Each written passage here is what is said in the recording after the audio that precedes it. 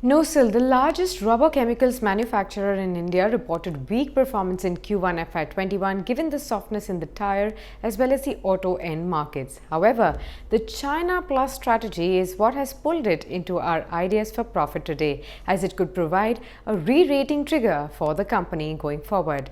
Well, sequentially, the sales dropped by 50%, and that was due to the similar kind of a drop that was seen in the volumes which were sold. Now, volume contraction was mainly on account of the plant shutdowns in the months of April and some part of May as well. Now, price realization was surprisingly stable this time. Operating deleverage actually led to sharp contraction in the EBITDA margins, even though there was a drop in the employee cost as well as the other expenses as well. However, net profit was hit by the other income or the higher other income. The company reported 9.5 crore rupees as interest income and income tax refund for earlier years. Now, on capex front, the company has recently completed its mega capacity plan worth 425 crore rupees, which nearly doubles its capacity. Now, currently the trial productions are going on over here, and the commercial production is expected by, say, October of 2020. New capacities have also expected asset turnover of 1.8 times, which is lower than the 2 times guided earlier.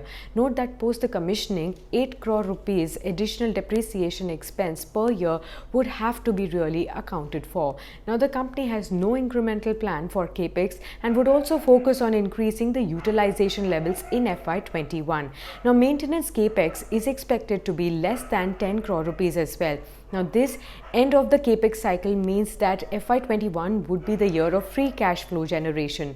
Now, in the near to medium term, volume growth is expected to improve gradually, as there are signs that the domestic auto industry is past their worst as well. Now, as the tire imports are also under restrictive list, the domestic tire industry is expected to be in a better place to increase the production, and hence the demand for rubber chemicals also will ramp up. Now, further, companies 1/3 of the sales is dedicated towards the non-tire applications, such as, say, medical gloves, wherein the demand for is relatively better in the current kind of a scenario. On the export front, inquiries from new customers have also increased as number of clients want to contain the China supply chain risk as well. Now, if you see, one of the major client has also increased the status of the company from being a regional supplier to a global supplier as well, and that's again a positive. Though the currently export volumes to USA is minuscule at just, say, 1,000 tons, opportunities on account of China Plus strategy for the procurement of raw materials by tire manufacturers is definitely a key watch for the company. Further, the largest rubber chemical manufacturer, Sunshine, with 75% market share, continues to manufacture at full utilization levels as well. Additionally, including Sunshine, few other rubber chemical manufacturers in China are also adding capacities across rubber chemicals range as well.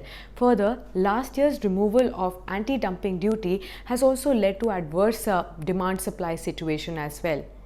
Now, company's domestic market share has slipped marginally to 38%. Now, Q2 FY21 is expected to report in higher top line than Q2 of FY20.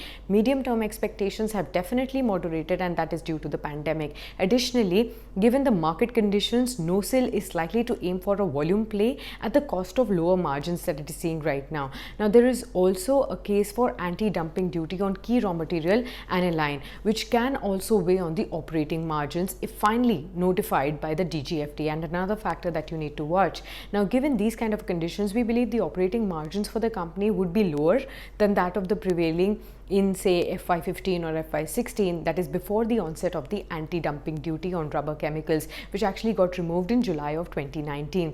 Now, for the fiscal year 22, we expect better margins on the back of operating leverage and potential benefit of also imposition of anti-dumping duty in the long term as well.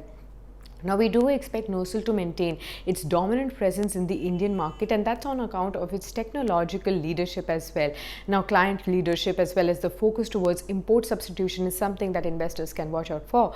Secondly, due to the various supply chain disruptions and reduced preference for China due to geopolitical reasons, NOCIL is emerging as one of the secured source of rubber chemical supply for the tire manufacturers per se. Now, any faster execution of the China Plus opportunity would definitely be a re-rating trigger for the company going forward. Now coming to valuation, post the recent run-up that we've seen, the stock is trading at around 12.3 times enterprise value to EBITDA for FY22 estimated earnings, which is fair value in our opinion. Hence, investors could actually wait for lower levels to really accumulate this stock going forward.